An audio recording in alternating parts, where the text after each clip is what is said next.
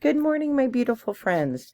It is almost the end of 2023, and as we look at the horizon of 2024, it is a great opportunity for us to reflect back on this past year of the things that made the year great and the things that made the year less than great. So there are lots of different ways to journal this. You can pull a rune, you can pull cards, you can pray, you can meditate. And you can create a list, the good, the bad, and the ugly, right? A reference for my friends who like Westerns. So what I like to do is I like to think about all of the positives, right? All of the amazing things that happened in 2023. I met all of you. I got to go to Scotland. I got to play my bagpipes in the graveyard where King Macbeth had originally been buried. Just awesome things that have happened. I've gotten closer to my family. My son's had great opportunities. And then there were things that are not so great. Finding out that my son needs spinal fusion, different ups and downs. I try not to focus too much on them. I try to release things, pretty close to after when they happen. So I don't really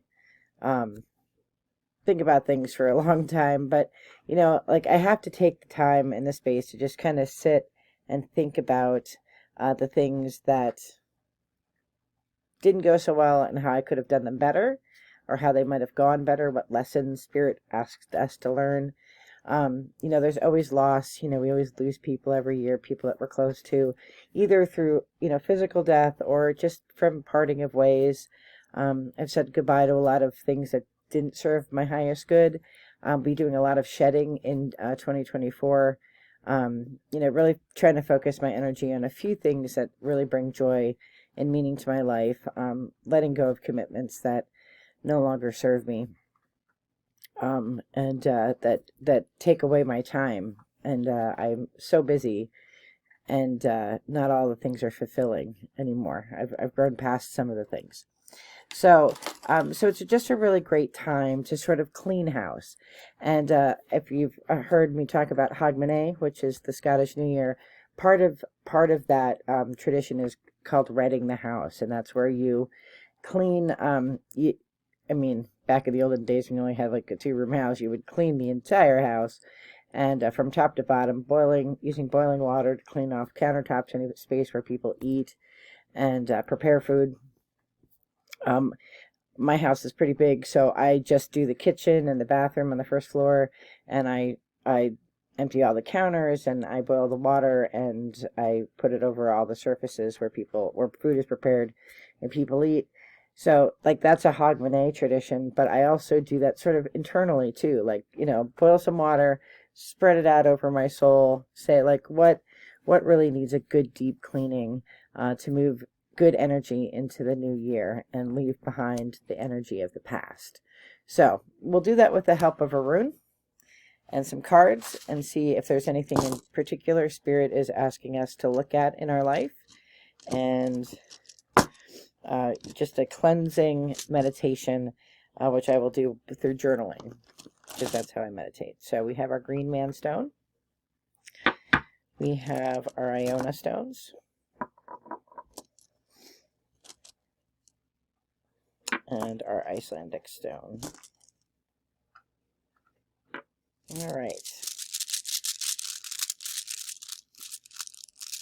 So we're just going to pick one stone, asking Spirit to tell us what we should reflect on as we're doing this sort of spiritual redding of the house. What's one thing we really should focus on? Remember, this message may not resonate with you. It may not resonate with me. Take what serves you and move on. This one keeps up in my hand. Othala.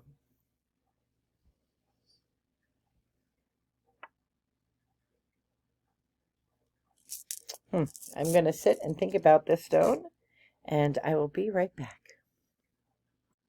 So, Othala is all about our ancestry and all about our roots and where we come from and who we are. And I think in reflection over the past year, for those of you who know me personally, you know that I've gone through a bit of transformation over the past year. finding out who I am and my roots and things like that, my inherited, my ancestral roots. And I think, like Spirit is reminding me to focus on the positive elements of that ancestral line, not worry so much about, DNA testing has really helped a lot of people learn about their past. But it's also uncovered secrets that people in the past never thought would be revealed, right? And it's okay to let that stuff go, because what are you going to do about it? Like, you are who you are. You are the present day coupling of millions of people, right? So focusing on who you are and what parts of your ancestry and culture you want to carry forward into the new year. Like, what are the things that bring the most meaning to your highest good?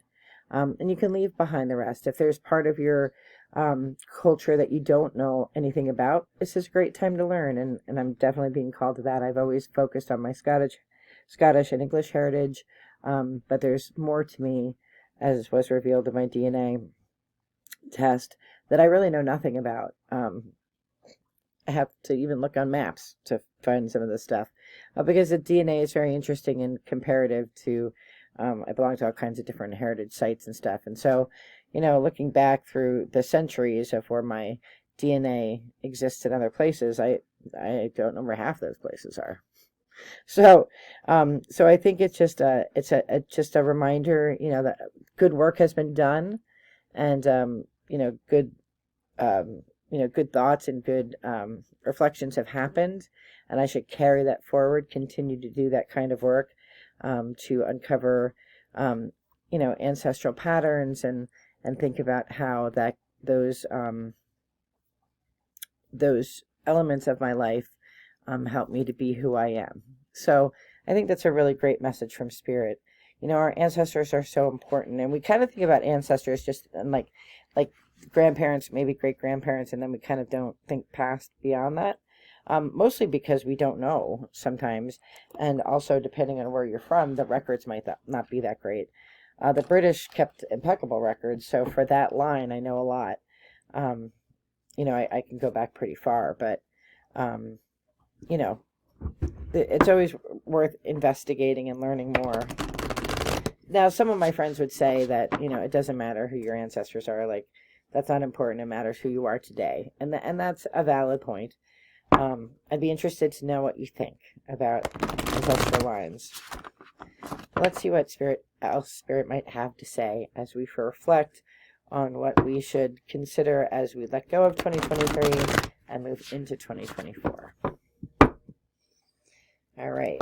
From Celtic Spirit, 3 cards.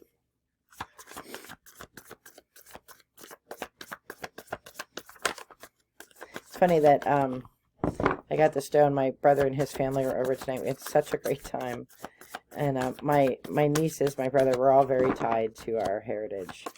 And they gave me a beautiful picture of my father and his family making apple butter. Is that 2 or 3? And I'm going to go one more because I wasn't paying attention. I need to be more mindful. Spirit has nothing to say from this deck. So I think it's also a reminder to value the people you're with, right? Sometimes we can get so lost in the past that we forget who's in the present. So that's a good reminder too, I think, from Spirit. My nieces are all so different. They're all so unique. And, they're the generations moving forward, right? It is unlikely that my boys will have children. My oldest son is a recluse, and my younger son is disabled. So it's unlikely, but never know.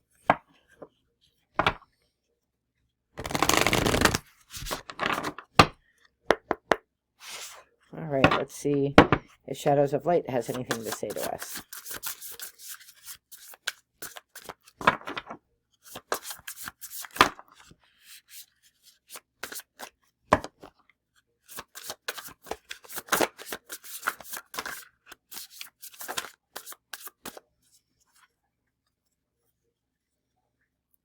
Okay, so we have these three came out together. They are authenticity, creativity, and guidance.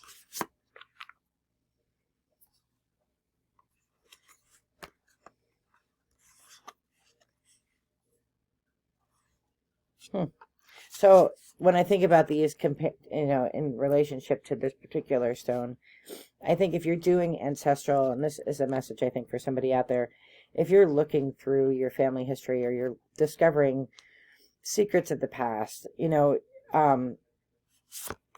being guided to be your authentic self, to know who you are.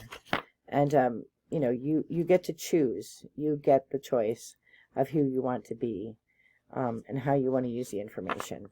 And for those who know the story, there are so many ways that I could have handled the information that I learned in my DNA testing, but I chose, and I continue to choose, to take interest, be creative, and not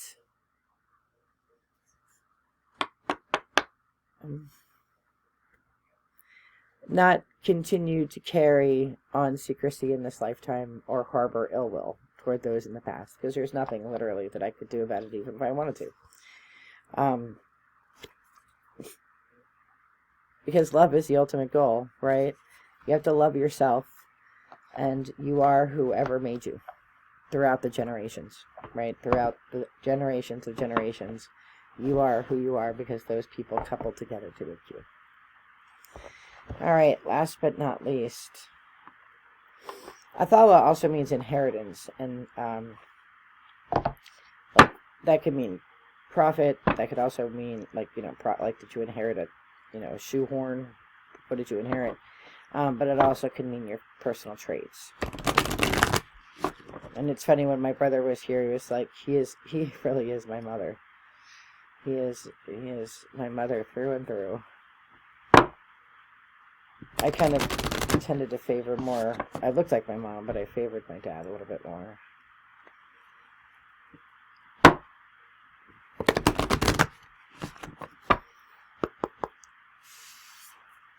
All right, let's see if Earth Wisdom has anything to share with us.